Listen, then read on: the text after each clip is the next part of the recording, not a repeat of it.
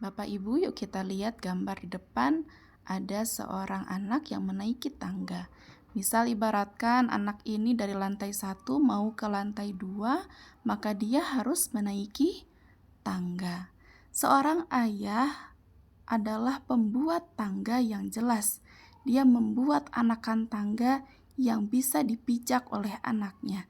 Dia memberikan arahan yang jelas yang bisa dilakukan oleh anaknya. Jadi kalau ayah tidak membuat anakan tangga, tapi ayah menuntut anak untuk naik ke lantai 2, alias ayah menuntut anaknya untuk sukses, tapi tanpa memberikan tahapan-tahapan yang jelas, target-target yang jelas.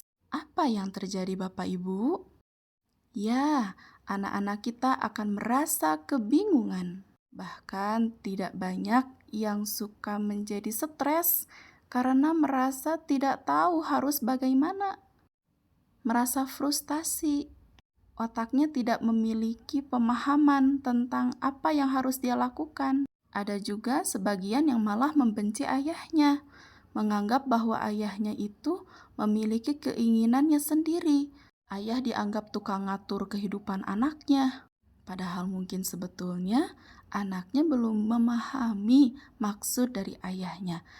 Padahal mungkin sebetulnya ayahnya tidak membuat pijakan-pijakan yang jelas untuk anaknya. Lalu bagaimana peran ibu? Dalam hal ini, ibu adalah supporter, ibu adalah pendukung, menjadi sandaran juga ketika anak merasa lelah. Kadang anak belum paham kenapa sih dia itu harus berjuang, kenapa sih dia itu harus bertahan. Maka disinilah peran seorang ibu memberikan pengertian, memberikan motivasi, sehingga anaknya bisa menjadi lebih kuat lagi. Sehingga kita bisa memahami bahwa ayah dan ibulah yang membuat anak tangga, yang membuat tahapan-tahapan, target-target dalam kesuksesan anak-anaknya. Tanpa membanding-bandingkan, tanpa mendrama, bahkan tanpa mengompori, atau malah fokus sama drama sendiri. Ibu mah dulu, kuat sekali, masa kamu lemah? Ayah mah dulu seperti ini, masa kamu mah lemah? Ya mungkin tujuan kita adalah memotivasi anak kita, tapi kadang bahasanya atau waktunya itu timingnya kurang tepat. Sehingga anak memahaminya orang tua tidak memahami dirinya. Kita boleh menghubungkan kehidupan kita dahulu, bagaimana kuatnya kita dahulu kepada anak kita agar menjadi contoh. Tapi jangan lupa diakhiri dengan fokus kepada anak itu sendiri. Nah, kamu itu anak yang hebat, kamu itu anak yang kuat, anak yang soleh-solehah. Yuk kita berusaha lagi. Kita bisa nih nak, target sekarang bulan ini kamu seperti ini ya, seperti itu ya. Jadi ada evaluasi, ada refleksi dengan anak kita. Dan jangan lupa semua ini harus fokus pada pencapaian anak. Kalau bahasa Jawanya mah alon-alon, kita harus pelan-pelan, harus sabar. Kita harus menghargai proses yang anak kita lalui. Pujilah anak kita jika ada pencapaian dan semangatilah jika mereka belum ada capaian. Sehingga poin selanjutnya yang masih berhubungan dengan wali santri sebagai ruh semangat santri adalah kita perlu meluangkan waktu untuk ngobrol, mendengarkan. Kadang kan mendengarkan itu sesuatu yang lebih sulit ya daripada berbicara. Kita mendengarkan itu tidak hanya masuk kuping kanan keluar kuping kiri, tapi benar-benar didengarkan dengan hati ya, bahwa anak kita itu sedang mengalami fase-fase ini, fase itu kita dengarkan. Oh iya nak, subhanallah, Allah sayang banget sama kamu ya nak, sampai Allah berikan kamu ujian proses yang seperti ini. Nak, kamu harus banyak bersyukur. Tidak banyak anak yang mengalami proses yang sama sepertimu gitu ya. Jadi kita dengarkan cerita-cerita anak kita dengarkan bagaimana kesulitan anak kita dan yang lainnya. Jangan sampai ketika dia berbicara dengan kita, dia diam saja ya, tidak berani berbicara sepatah kata pun. Atau misalnya dia cerita banyak itu ke teman-temannya, dia begitu aktif berbicara ngobrol sama teman-temannya. Tapi ketika ngobrol sama kita, dia diam, selalu diam karena dia tidak berani. Nah, ada apa tuh ya? Jangan-jangan ada sesuatu yang masih belum tepat yang harus kita benahi bersama-sama. Ketika kita ngobrol, kita sambil mengenalkan konsep sebab akibat. Misalnya anak kita cerita nih, "Ma, aku pusing banget ini, hafalannya banyak dan yang lainnya." Nah, kita sudah mendengarkan dia cerita, kalau kesah, coba kita tanya sama anak kita, "Oh, susah ya? Iya, ibu juga mengerti, pasti susah. Iya, ayah juga mengerti, pasti berat. Tapi coba ayah sama ibu mau tahu, memang kamu ini sejauh ini melakukan upaya apa saja gitu ya." Jadi mengkonfirmasi kepada anak, "Oh ternyata iya Bu, emang aku itu, sedikit waktu ngapalinnya, soalnya kebanyakannya sih ngobrol, atau aku sih lebih suka tiduran aja, aku sih lebih suka yang lainnya." Jadi kita menemukan nih ya celahnya, oh ternyata anak kita ini manajemen waktunya masih kurang baik. Nah, disitulah kita ajarkan konsep sebab akibat. Nah, kalau kamu rajin, kamu setidaknya akan 1% lebih baik daripada hari kemarin. Kamu akan mendapatkan sesuatu yang lebih berharga, yang lebih berarti, yaitu apa? Pengalaman, pencapaian. Ketika kamu tidak rajin, kamu memilih untuk berleha-leha dan yang lainnya, tentu pencapaian itu akan sulit didapatkan. Target-target akan terasa lebih sulit, lebih tidak mungkin kalau kamu tidak disiplin. Bapak Ibu, anak-anak yang diajarkan konsep sebab akibat dari usia dini ya, dari usia ketika dia usia 2 tahun bahkan ya, itu akan menjadi orang yang penuh pertimbangan. Dia melakukan segala sesuatu itu, dia mikir dulu, "Oh, aku melakukan hal ini akibatnya akan terjadi seperti ini." Atau hal yang terjadi hari ini mungkin akibat dari aku melakukan hal-hal yang di masa lalu. Nah, sehingga penuh refleksi hidupnya itu.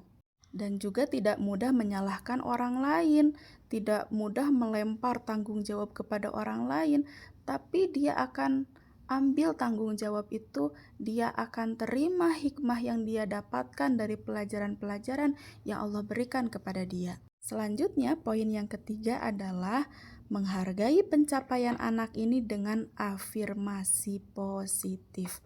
Bapak Ibu, anak-anak kita itu kalau capek kadang pengen di apa?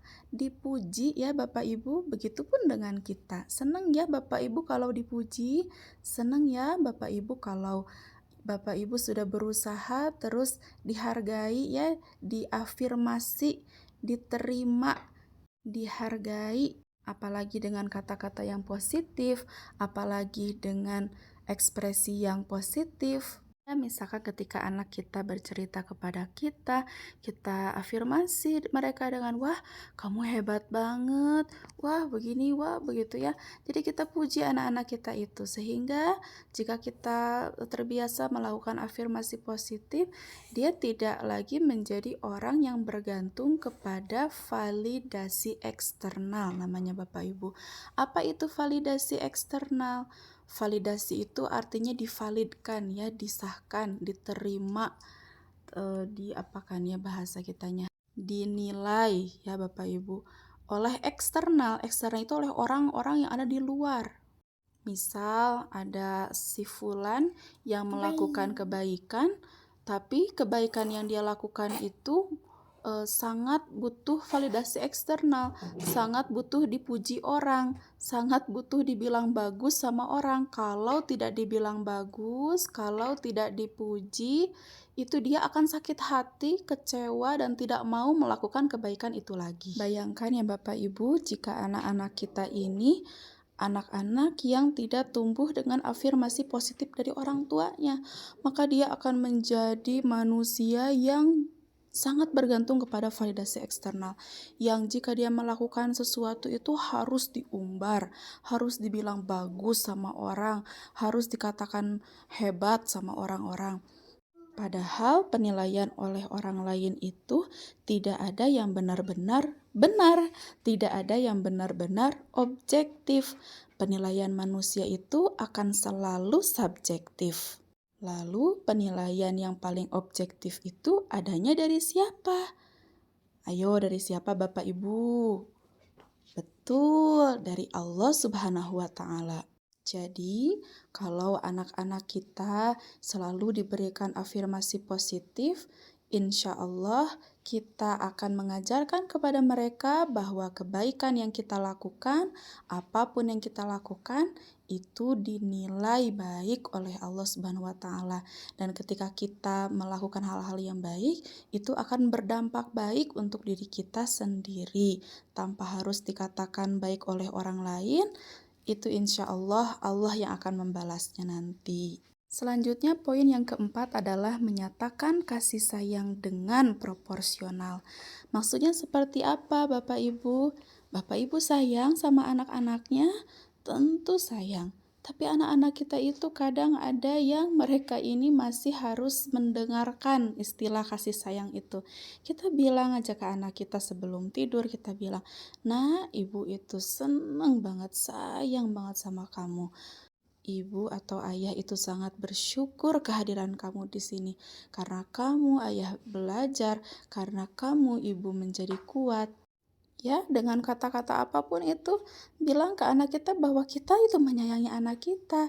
Kadang kolot baheula gitu ya, orang tua zaman dulu mah ngapain sih gitu ya ngomong-ngomong kayak gitu teh.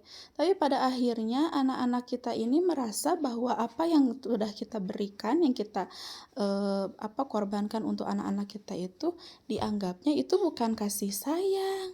Nah, anak-anak kita ini yang apalagi usianya usia remaja, yang anak-anak remaja gitu ya, itu masih sangat membutuhkan ucapan-ucapan seperti itu.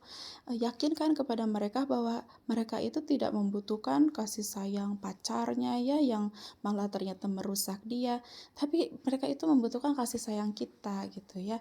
Kitalah yang menjadi sumber kasih sayang anak-anak kita. Tapi jangan lupa kasih sayang yang kita berikan kepada mereka atau nyatakan kepada mereka harus proporsional. Jadi jangan sampai kasih sayang kita ini membabi buta yang akhirnya malah menjadikan anak-anak kita itu jadi pribadi yang egois. Dia merasa bahwa kehidupan ini adalah benar-benar tentang dirinya, tidak ada orang lain yang perlu dia pikirkan. Sehingga anak pun bisa menjadi pribadi yang asimpatik. A itu tidak, simpatik itu merasa kasihan atau iba terhadap orang lain. Anak yang asimpatik itu tidak akan pernah merasa bersalah ketika dia melakukan kesalahan. Poin yang terakhir di sini adalah berani bertindak tegas pada momen tertentu. Ini sudah dibahas ya sebelumnya juga bahwa tegas itu berarti proporsional, bukan galak. Kalau galak itu tidak proporsional. Nah, kalau tegas ini proporsional.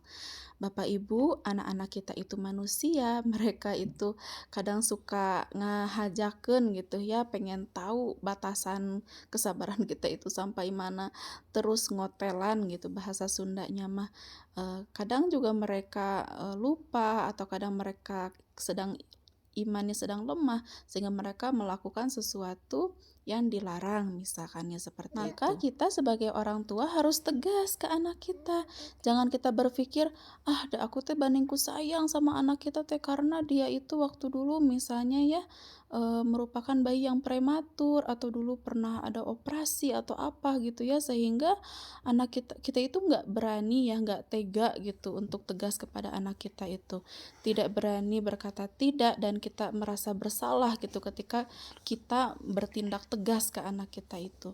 Nah, tolong jangan sampai hal ini terjadi ya Bapak Ibu, karena ternyata kasih sayang yang membabi buta itu justru yang akan menjadi bumerang besar gitu ya di masa depan nanti. Anak-anak kita ini akan menjadi pribadi yang sulit belajar, sulit dewasa. Hidupnya itu seperti tidak ada aturan ya. Ya, karena kita sebagai orang tuanya tidak pernah menunjukkan batasan-batasan, tidak pernah menunjukkan aturan-aturan yang jelas kepada anak kita. Maksudnya proporsional di sini ya kalau anak melakukan kesalahan ya kita tegas, tapi kalau tidak melakukan kesalahan ya kita sayang sama anak kita gitu ya. Bukan berarti juga seperti kepribadian ganda ya, kalau lagi sayang sayang banget, tapi kalau lagi marah marah banget. Jangan sampai seperti itu karena kalau terjadi seperti itu, seperti berkepribadian ganda, seperti dua wajah gitu ya, akan terjadi hilang kepercayaan dari anak ke kita, nauzubillah.